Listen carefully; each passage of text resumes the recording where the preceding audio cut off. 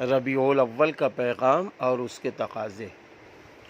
ماہ ربیع الاول کی آمد مسلمانوں کی توجہ اس طرف مبذول کراتی ہے کہ وہ رسول اکرم صلی اللہ علیہ وسلم کی بعثت کی اہمیت کو سمجھیں اور اللہ رب العزت کی اس نعمت کا شکر ادا کریں کہ ان کے ذریعے پوری انسانیت کو تباہ ہونے سے بچا دیا، اور اس اہمیت کے لحاظ سے اپنے اس نبی کی مکمل اتباع کریں اور اس رسول اکرم صلی اللہ علیہ وسلم کو اختیار کریں۔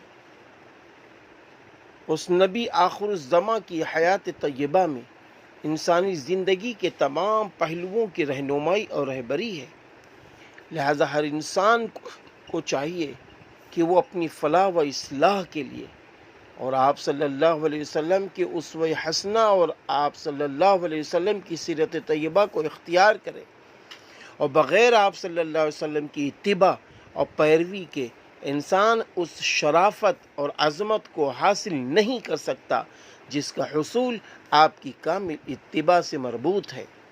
لہذا آپ کی حیات مبارکہ میں انسانی رفعت و عظمت کے حصول کا بہترین نمونہ اور مکمل نظام موجود ہے۔ سیرت نبوی صلی اللہ علیہ وسلم میں مرد و عورت، انفرادی، اجتماعی زندگی، خاندان اور سماج کے اجتماعی تعلقات کا نمونہ موجود ہے۔ اسی وجہ سے اسوہ رسول صلی اللہ علیہ وسلم انسانی زندگی کا کامل اور ہمہ گیر دستور حیات قرار پایا ہے۔ اگر انسان اس کو اختیار کر لے تو اپنی رفعت و عظمت اور شرافت و عزت کو حاصل کر سکتا ہے، لیکن اگر اس نے اس سلسلے میں کوتاہی کی اور خواہشات نفس کو ترجیح دی تو اسے یہ مقام بلند حاصل نہیں ہو سکتا۔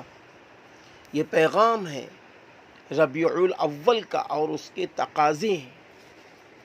یہ پیغام ہے مصلح الامت، مفکر اسلام حضرت مولانا سید محمد رابع حسنی ندوی صاحب دامت برکاتہم العالیہ کا۔